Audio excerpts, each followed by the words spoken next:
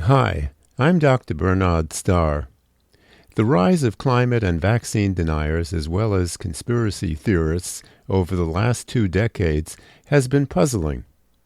Experts have struggled to explain the views of many of the deniers and conspiracy theorists who reach their firm conclusions based on skimpy and erroneous, quote, evidence, while rejecting, challenging, or ignoring solid facts and data from extensive expert and scientific sources.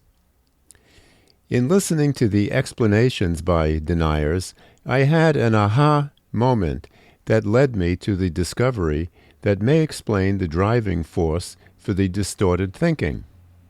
The thinking and behavior of deniers and conspiracy theorists show a remarkable similarity to characteristics of preoperational cognition of young children as described in the stage theory of Swiss psychologist Jean Piaget. I wrote about this discovery in January 2023 in an article in Op-Ed News. Here is an expanded version of that article. The dangerous cognitive disorder that is sweeping America and threatening democracy. The young woman was waving a sign declaring that Donald Trump won the election. A reporter approached her and asked for evidence, reminding the protester that more than 50 cases claiming fraud were dismissed by the courts. Her answer, quote, "Nobody believes that Biden won. All over the internet, they're saying the election was stolen," end quote. The reporter was a persistent fellow. He continued to press her. "How do you think it was stolen?" he asked. The woman didn't miss a beat.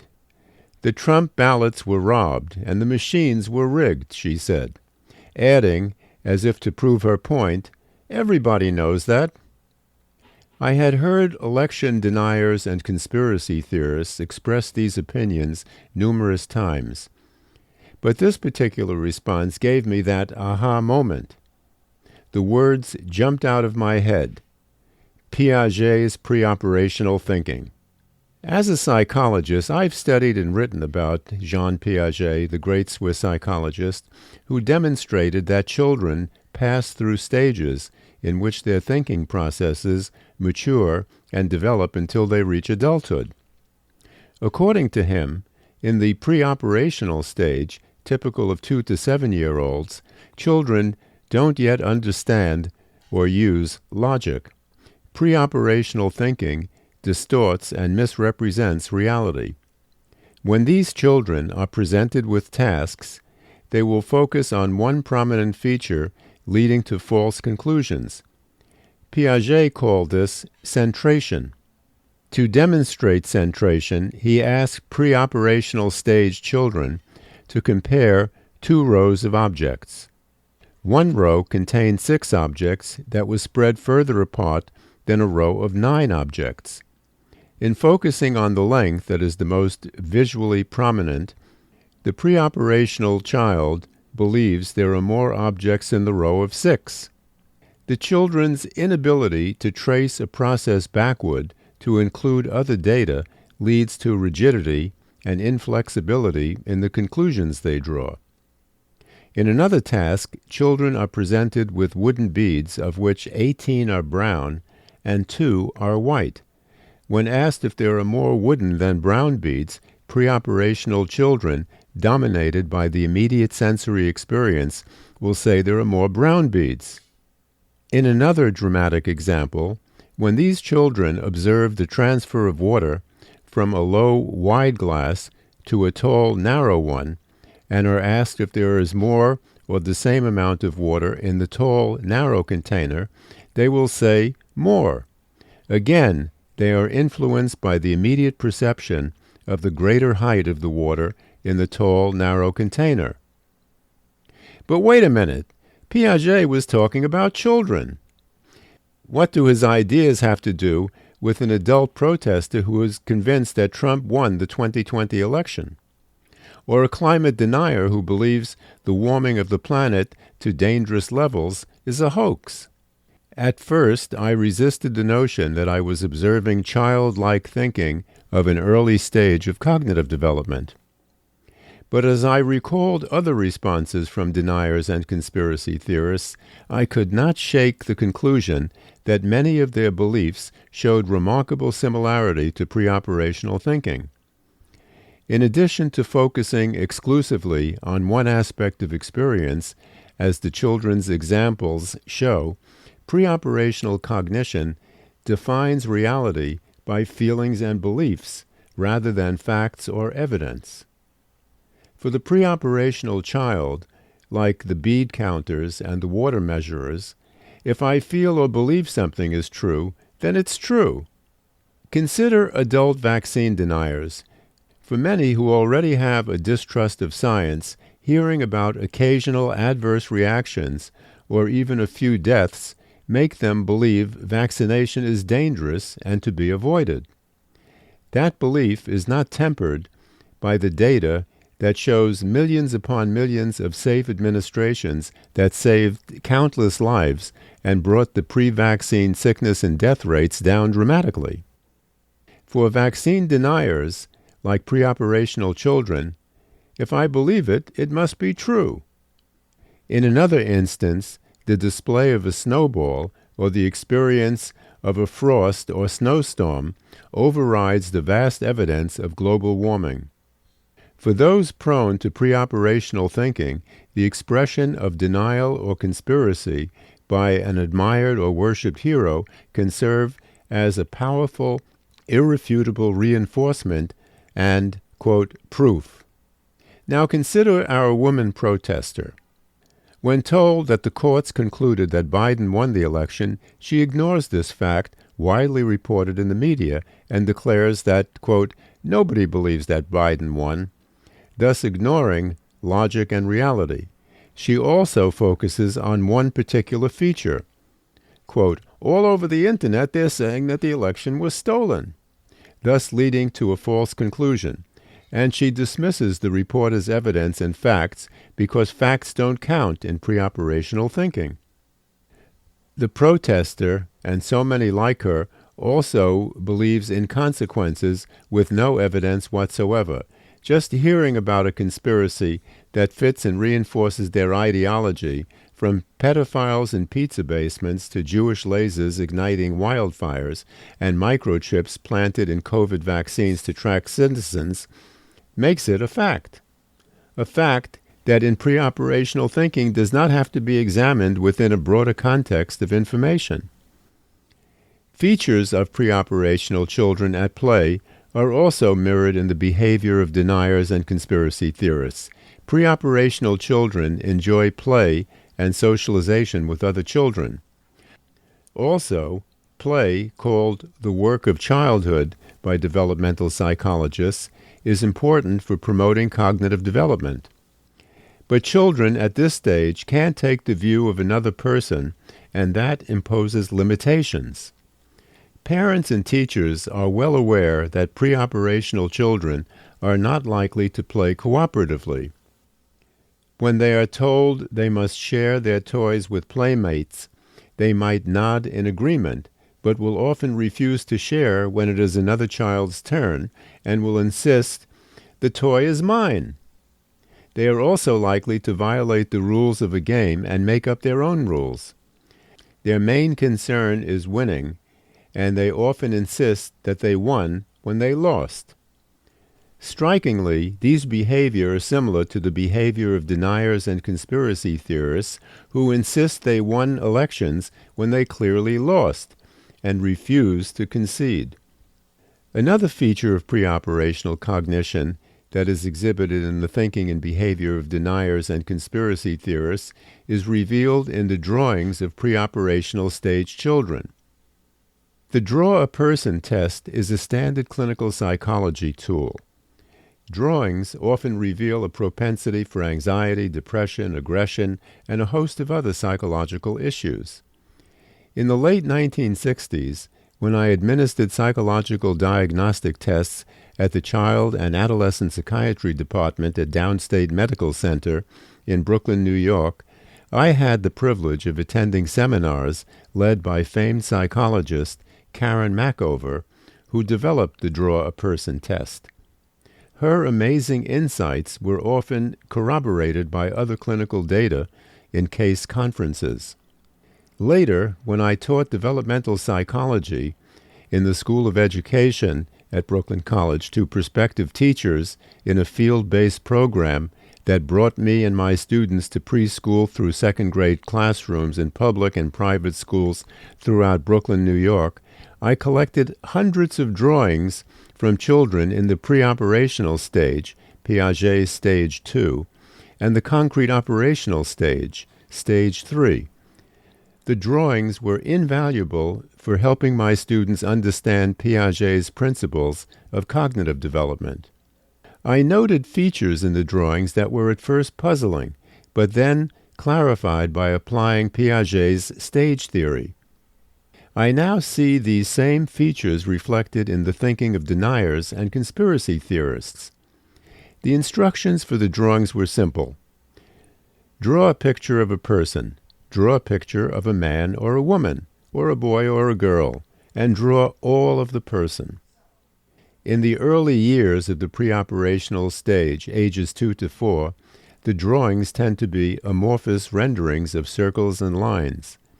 Later drawings in this stage, ages 5 to 7, are better executions of circles and lines and include details like eyes, ears, and fingers, although these features might not be placed properly and major body parts may be absent.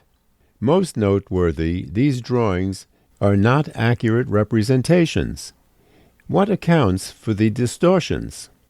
Most puzzling is the absence of parts, distortions, misplacement of parts, and that the children do not appear to recognize that their drawings are distorted or incomplete. They are typically satisfied with their drawings and execute them speedily. Rarely do they erase, redo, or copy from neighboring children. And most notably, they don't engage in self-criticism. On the contrary, they are almost always proud of their productions and will enthusiastically say things like, "This is Mommy, this is Daddy, my sister, my friend Brad," or other people in their lives, and they usually are pleased to see their drawings displayed in the classroom or at home.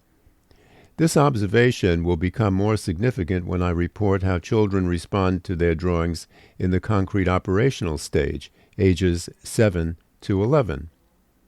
Yet one would think that they know from viewing the adults and children around them that a circle is not a complete person, or that arms and legs don't protrude from the head. When asked about these distortions, they might laugh and agree that, quote, "No, arms don't come out of the head," but they will not show embarrassment or change their drawings. Similarly, deniers and conspiracy theorists distort reality and do not question or examine their conclusions against a broader context of information or an external standard.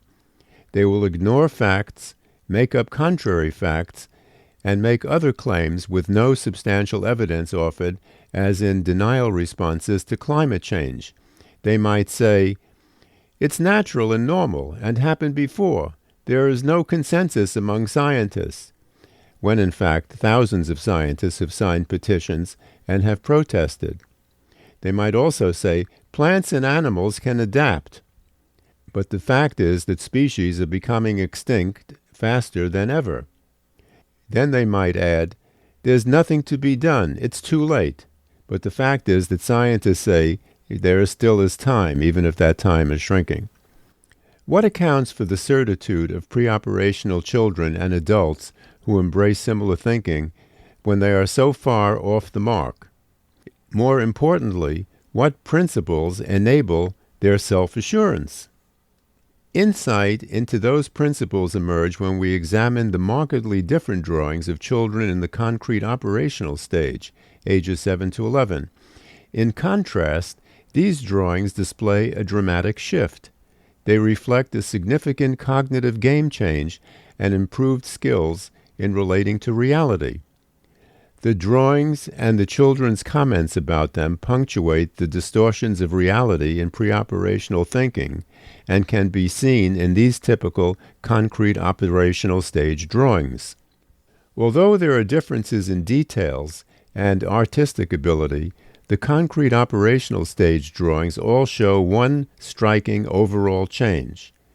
They include all the major parts of a person, with more accurate placement of the parts, even if they are crude stick figures. Drawings are no longer just a few features. That a dramatic shift in cognition has taken place is also reflected in the children's reactions to their drawings and the task itself. Despite their accurate representations, they often resist the task. Many say, "I can't draw." This is in sharp contrast to children's reactions in the earlier preoperational stage when can't was not in their vocabulary. Now some children repeatedly erase parts of their drawings before completing the task and will look at the drawings of their neighbors, sometimes copying features, and many express embarrassment and are critical of their drawings.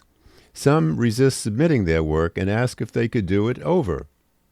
Others may even appear obsessive-compulsive in their attention to detail, and some criticize or ridicule their classmates' drawings. Even children who have obvious artistic skills and produce outstanding drawings are prone to criticize their work. They might say, "The head is too big," or "This arm is too long." If you show these concrete operational level children preoperational drawings, they are likely to laugh at them, and few are eager to have their drawings displayed. What accounts for this shift from certainty and self-assurance to insecurity and self-criticism? A key difference is that concrete operational children are guided by an external standard. According to that standard, for a thing to be a thing, or in this case, a person to be a person, the representation must have certain parts which must be in specific locations. These drawings conform objectively to a model of the thing or person. This is in sharp contrast to the preoperational children who are saying through their distorted drawings, a thing to be a thing, or a person to be a person, merely has to have a major part or some parts, and the arrangement of the parts don't matter. This is another example of the focus on one aspect or a limited part of the field to define an experience. Adding to that is another preoperational principle. If I feel it's that thing, it's that thing. Reality at this stage of cognitive development is defined by the child's feelings, not by external standards or reference points. The sense of empowerment, I define reality, provided by the narcissism of this mode of cognition may be an evolutionary protection that shields preoperational children during a vulnerable period of physical, emotional, and cognitive development, when in fact they are almost totally dependent on others. That same narcissistic definition of reality is reflected in the thinking of deniers and conspiracy theorists. They almost never cite facts in the traditional sense to support their views. Rather, like the protester who said, quote, "All over the internet they're saying the election was stolen." In this mode of thinking, facts are no match for the person's beliefs and feelings, especially when they are confirmed by others on social media. The empowerment that preoperational thinking provides may explain why so many Americans are regressing to embrace aspects of that mode of thinking. Regressive behavior is usually driven by stress and trauma. If so, what are the factors that could trigger regression to preoperational thinking? Social scientists agree that Americans today face more stress and challenges to security, safety, and joyful living than ever before. In addition to the daily struggles for survival, people worry about the threats of nuclear war, the frequency of extreme weather with destructive storms, a continuing COVID presence, a pervasive fear of the browning of America, and the stampede toward secularization in, quote, Christian America.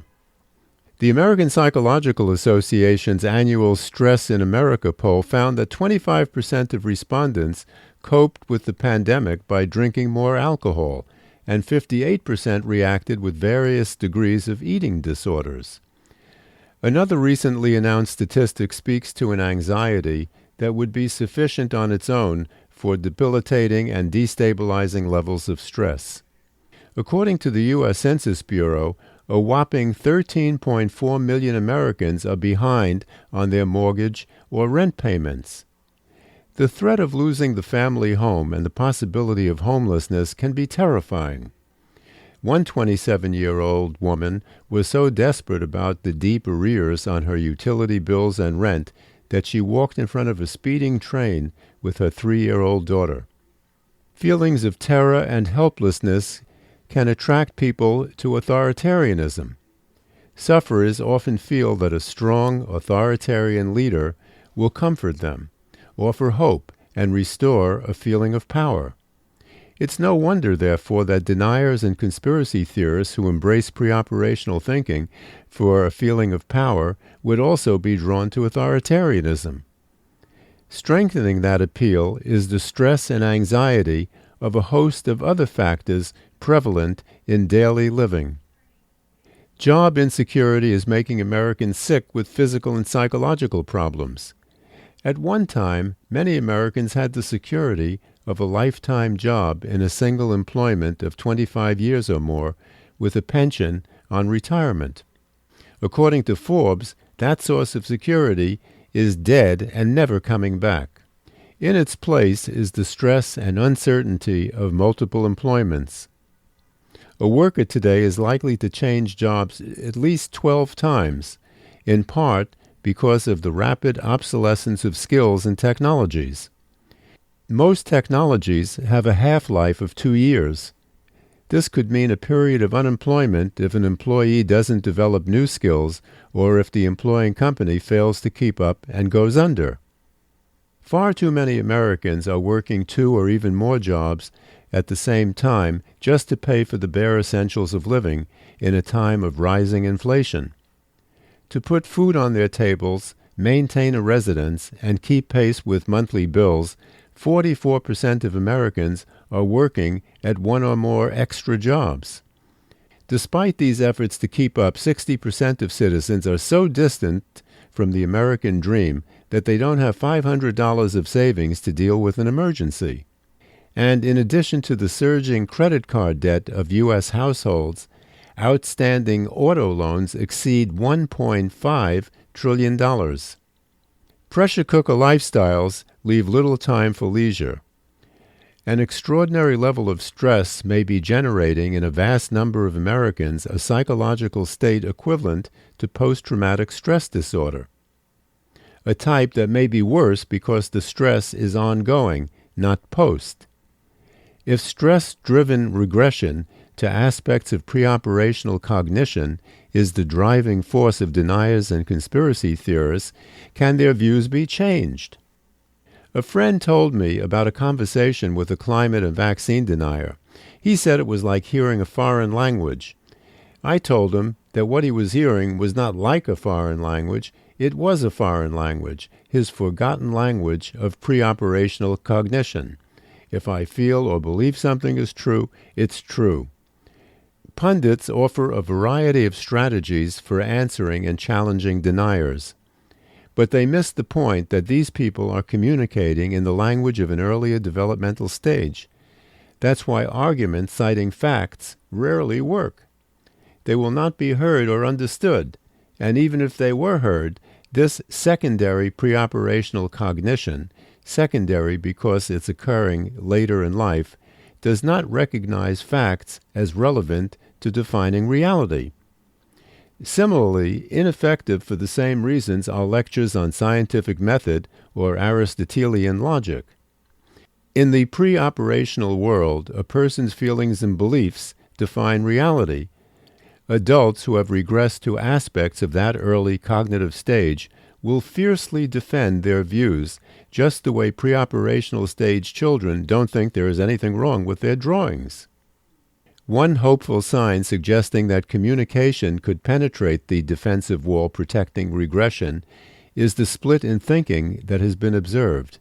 For example, a colleague told me about her frustration at a Thanksgiving dinner with a relative who is a COVID vaccine refuser.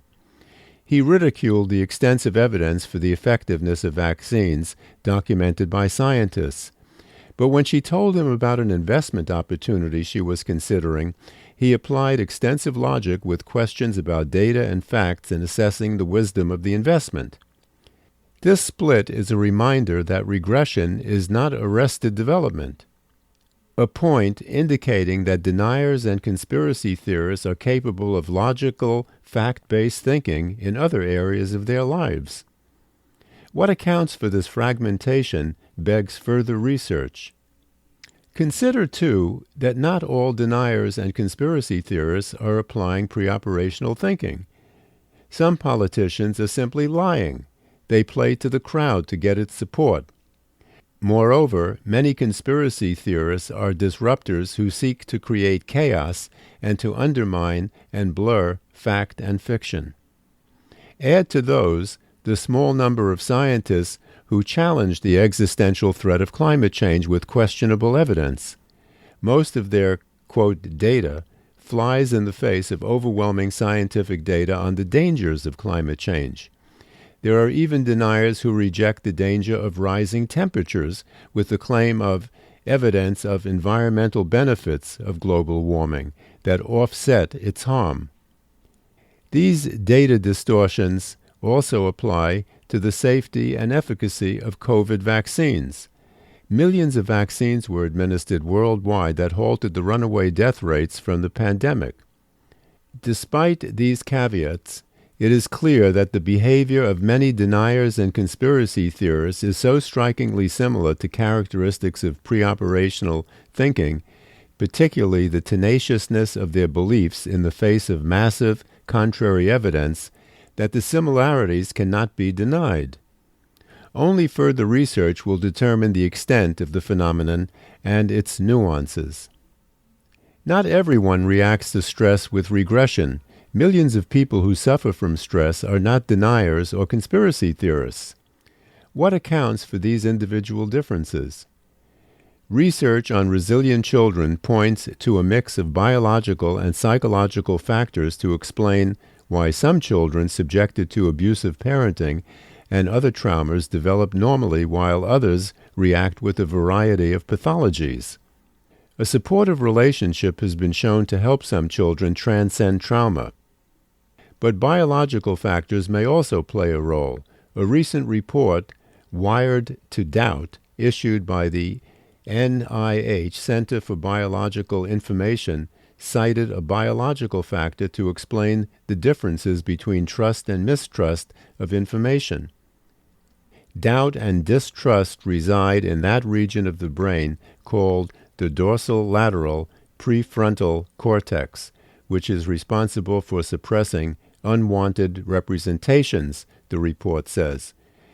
But the observation that deniers and conspiracy theorists exhibiting secondary preoperational thinking on some issues demonstrates more advanced thinking on other issues suggests greater complexity than a single biological factor. If stress is driving people to regress, then one strategy to effectively address the problem is obvious. 21st century America, the richest and most technologically advanced country in the history of the world, also lacks basic security for far too many of its citizens. Unless the U.S. uses its wealth to create a compassionate society with safety nets and support systems that guarantee the basics for surviving and thriving, the pull to preoperational cognition will grow. Thanks for listening. I'm Dr. Bernard Starr.